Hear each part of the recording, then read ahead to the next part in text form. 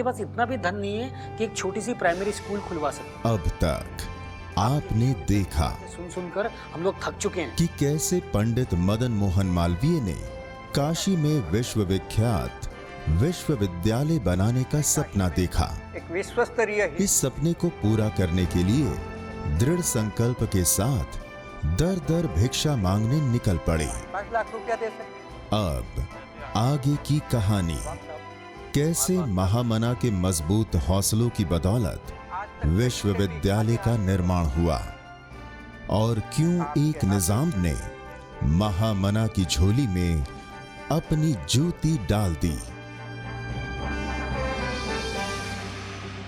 पंडित मदन मोहन मालवीय एक ऐसे विश्वविद्यालय के निर्माण में लगे थे जो प्राचीन नालंदा की तरह विशाल और विख्यात हो। इसके निर्माण में आने वाले खर्च के लिए महामना ने सभी के सामने हाथ फैलाकर भिक्षा मांगी। उनके दान लेने की कला से प्रभावित होकर महात्मा गांधी ने महामना को प्रिंस ऑफ बेगर्स कहा था, यानी भिखारियों का राजा।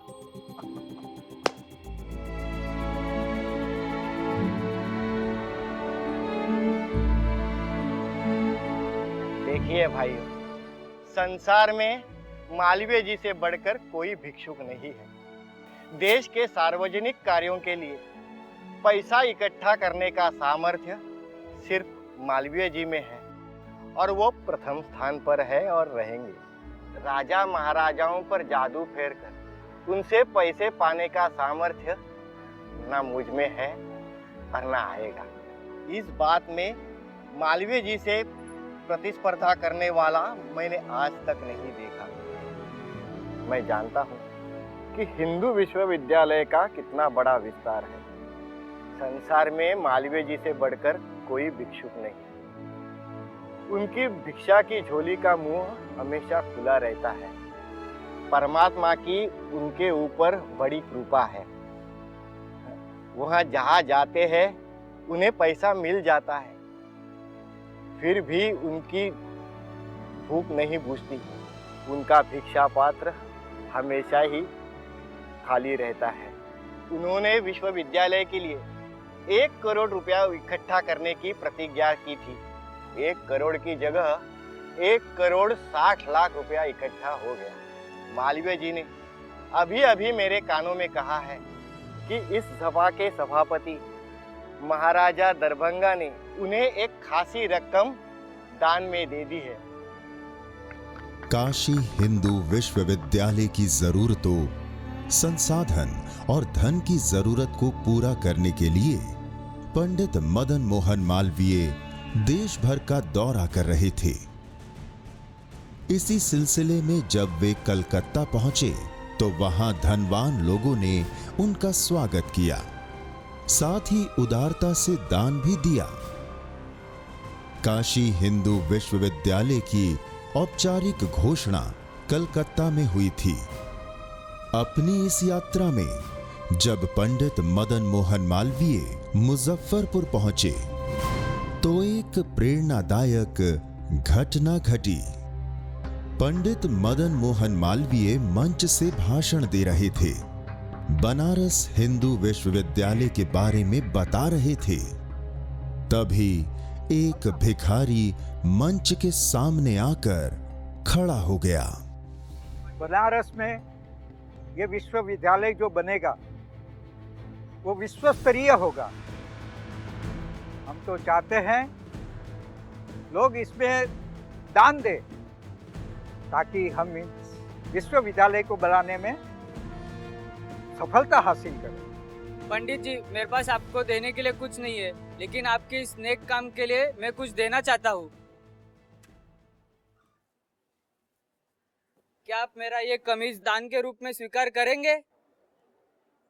मन से दिया हुआ कोई भी दान स्वीकार्य है। भाइयों, हमारे एक गरीब भाई ने विश्वविद्यालय की निर्माण के लिए ये कमीज दी है। मैं अभी इसी वक्त इस कमीज की नीलामी कर रहा हूँ। जो भी पैसे इस नीलामी से मिलेंगे वो मैं विश्वविद्यालय के निर्माण के लिए दे दूंगा।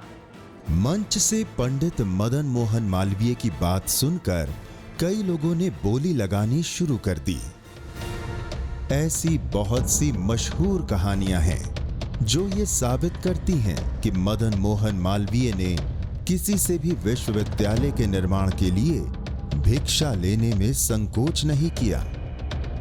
मुजफ्फरपुर में एक भिक्षा मांगने वाली भिखारिन ने अपने दिन भर की कमाई का 1 पैसा महामना को दे दिया था।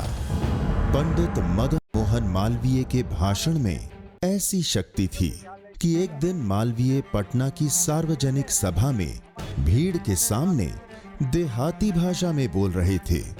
इनका भाषण इतना जोरदार था कि देहात की महिलाओं ने अपने चांदी के जेवर उतारकर मंच पर फेंकने शुरू कर दिए।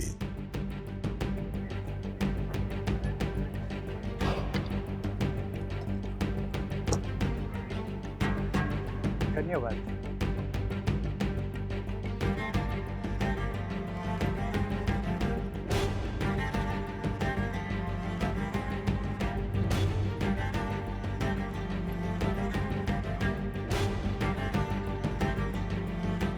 ये आभूषण मेरे लिए लाखों के दान के बराबर है। क्या कोई सज्जन इसकी कीमत चुकाना चाहेगा? उनका अपील इतना प्रभावकारी होता था कि नोटों की वर्षा शुरू हो जाती थी। जिसके पास जो भी होता था वो तुरंत मंच पर देने लगता था। वहाँ कॉलेज के स्कूलों के विद्यार्थी भी बहुत सारे इकट्ठे हुए थे। वो लोग भी इतना प्रभावित हुए कि जिसके पास सिकड़ी था, अंगूठी था, वो भी दान करने लगे। गरीब आदमी से मिली कमीज की नीलामी करने पर सैकड़ों रुपए मिले तो महिलाओं द्वारा मंच पर फेंके गए आभूषणों को एक व्यक्ति ने 10,000 रुपए देकर खरीद लिया। लेकिन ऐसा नहीं था कि जहां वे जाते चंदा आसानी से मिल जाता। कई बार उन्हें चंदा हासिल करने के लिए कड़ी मशक्कत भी करनी पड़ती। एक बार वे चंदा हासिल करने हैदराबाद के निजाम मीर उस्मान अली खां के पास जा पहुंचे। कहा जाता है कि निजाम बेहद कंजूस माने जाते थे। ऐसे में एक कंजूस निजाम से चंदा हासिल करना बड़ी मशक्कत का काम था। सुनाइए माली भाई, कैसे आना हो? काशी में हिंदू विश्वविद्यालय के निर्माण के लिए आपकी सहायता की जरूरत है। आप 2 लाख रुपए का दान देते। सवाल ही नहीं उठता मालवीय जी, हमारे पास से आपको कोई दान नहीं मिलेगा, वो भी हिंदू विश्वविद्यालय के लिए। बिल्कुल नहीं। ठीक है, 1 लाख रुपया दे दीजिए। हमारे पास से आपको कोई दान नहीं मिलेगा। निजाम साहब, आपसे कुछ भी लिए बिना तो मैं जाऊंगा ही नहीं। 50,000 दे दीजिए। मैं आपको कह चुका हूं कि हमारे पास से आपको कोई चंदा नहीं मिलेगा। 25,000 तो दे सकते हैं? नहीं। 100 रुपये दे दीजिए। मालवीय जी, मैं आपको पहले ही कह चुका हूं, हमारे पास से आपको कोई दान नहीं मिलेगा। निजाम साहब, एक मामूली रकम 10 रुपये तो दे सकते हैं? नहीं दे सकते। देखिए निजाम साहब, मैं आज तक कहीं से भी खाली हाथ नहीं लौटा। मैं आपके आगे झोली फैला दूं। कुछ तो दे दीजिए।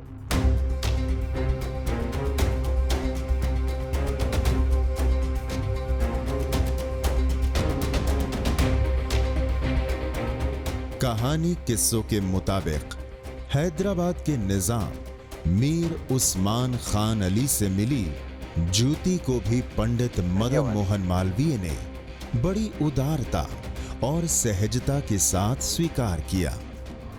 इस तरह झोली में मिली जूती को लेकर महामना काशी पहुंचे और अगले दिन समाचार पत्रों में विज्ञापन निकलवा दिया कि एक निजाम ने विश्वविद्यालय के लिए अपना जूता दान दिया है, जिसको नीलाम किया जा रहा है।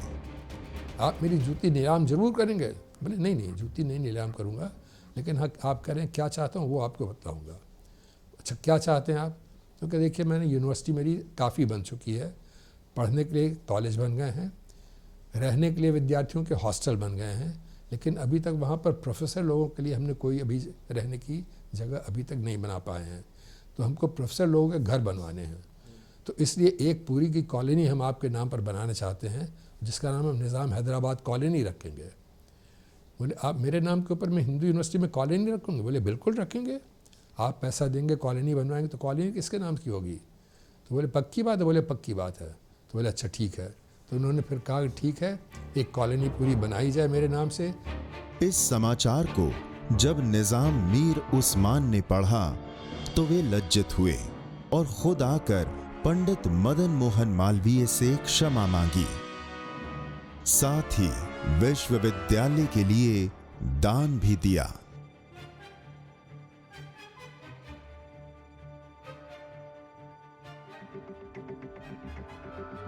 पंडित मदन मोहन मालवीय के लिए बनारस में बनने वाला विश्वविद्यालय एक ऐसे मंदिर के समान था जो धर्म और जाति से मुक्त होगा।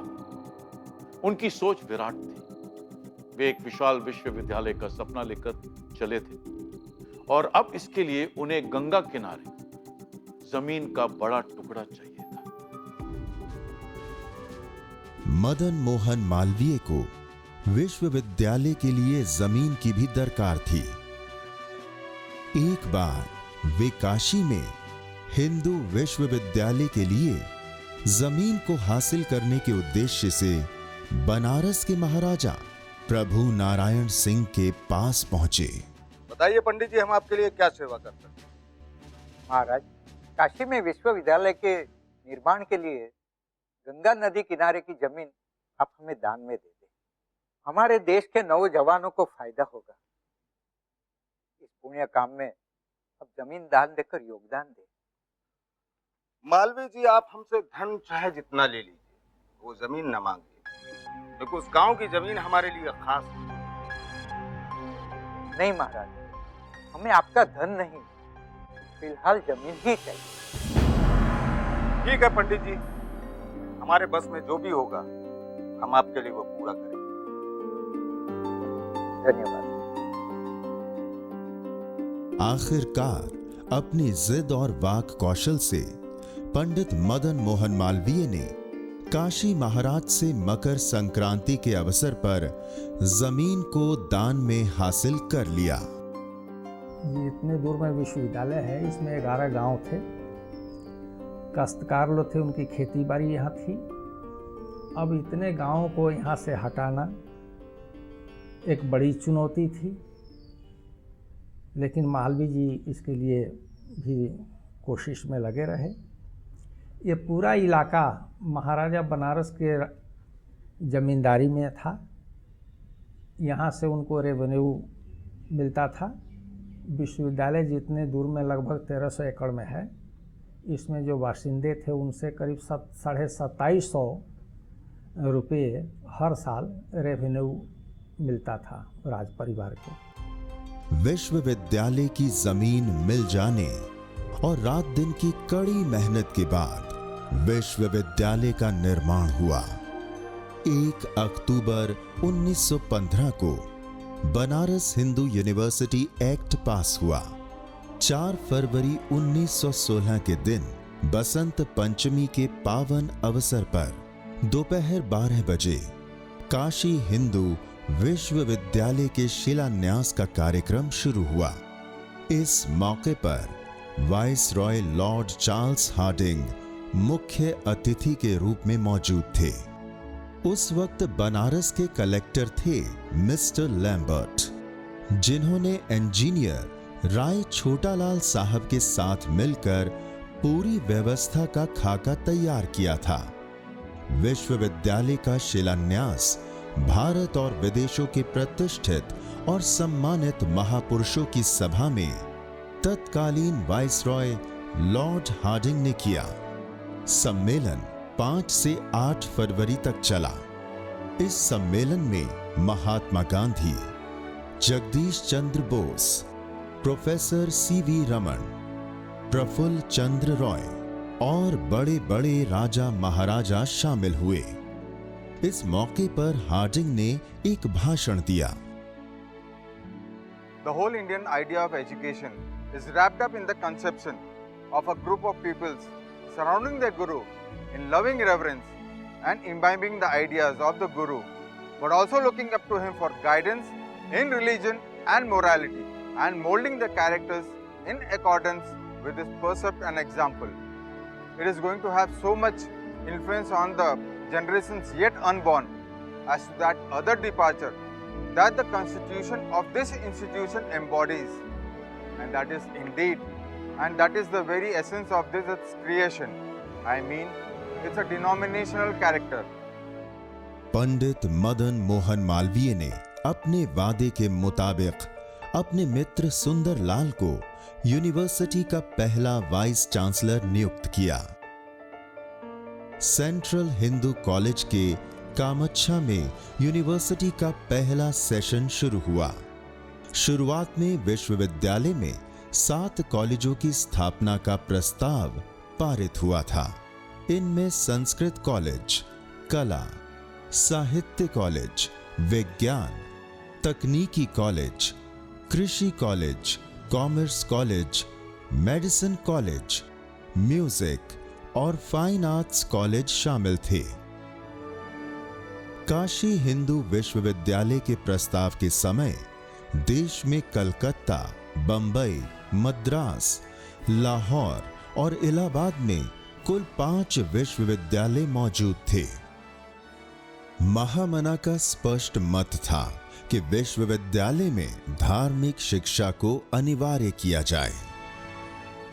इस विश्वविद्यालय के निर्माण में प्राचीन परंपरा और कला का भाव, पूरब और पश्चिम की ज्ञान परंपरा का मेल था, लेकिन सबसे अधिक आधुनिक युग की चुनौतियों से जूझने का संकल्प भी शामिल था।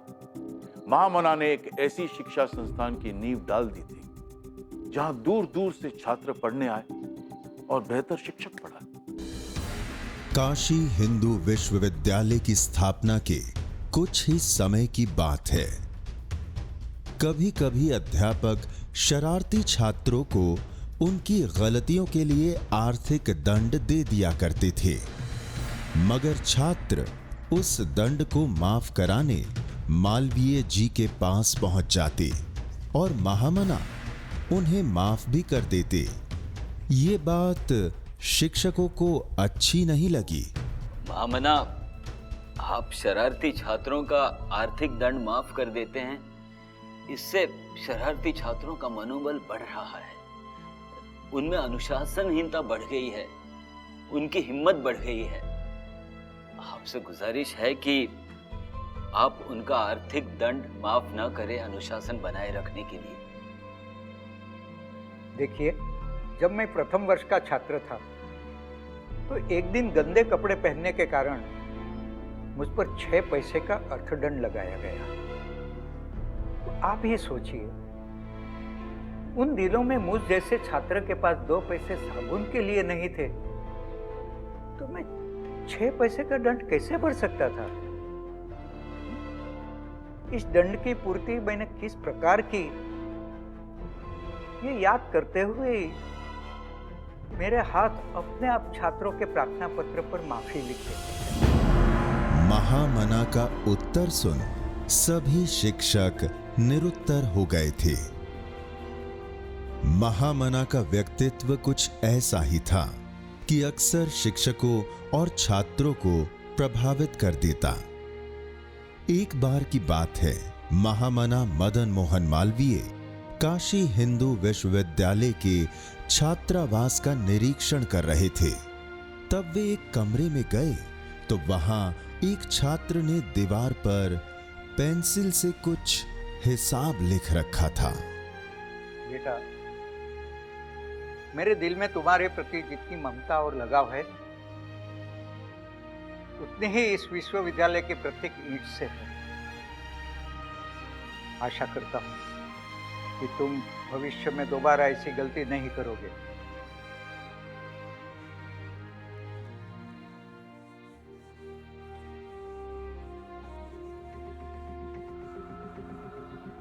महामना के कोमल हृदय और क्षमा कर देने के अनेक किस्से हैं। राष्ट्रकवि दिनकर की ये पंक्ति, क्षमा शोभती उस भुजंग को जिसके पास गरल हो, महामना के व्यक्तित्व पर सार्थक उतरती है। पंडित मदन मोहन मालवीय एक ऐसी शिक्षा व्यवस्था चाहते थे जहां देश के युवाओं को बेहतर और आधुनिक शिक्षा के साथ साथ धर्म का ज्ञान भी मिले। उनका कहना था कि यदि देश का उदय चाहते हो तो सब प्रकार से कोशिश करो कि देश में कोई बालक बालिका अनपढ़ ना रहे। पंडित मदन मोहन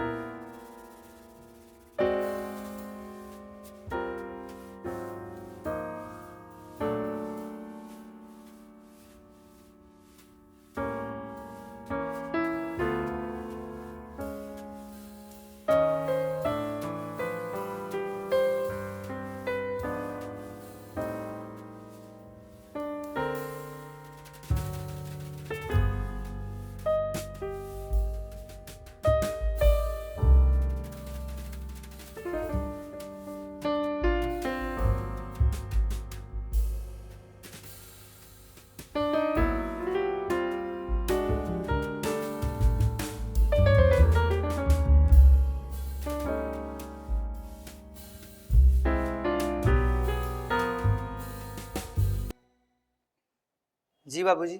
तुम्हारे स्कूल में तो फल और मिठाई वाले तो होंगे ही ना।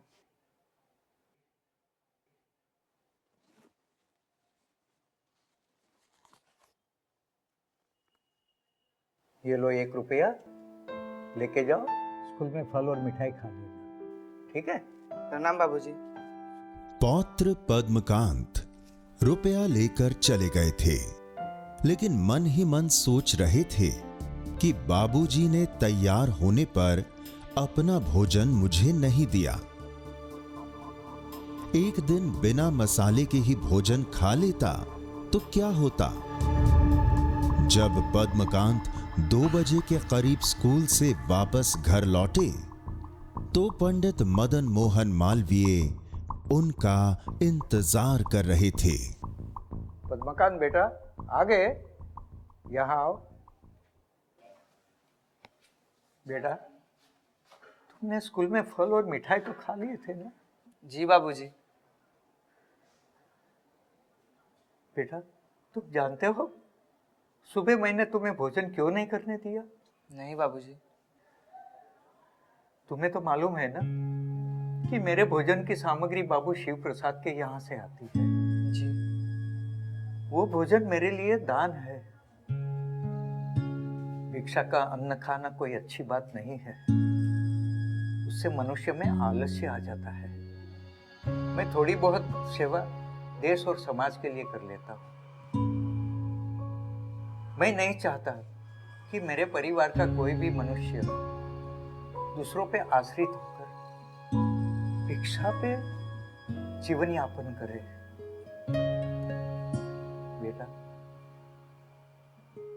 तुम्हारी आदत बिगड़ने ना पावे इसलिए मैंने तुम्हें भोजन नहीं करने दिया था।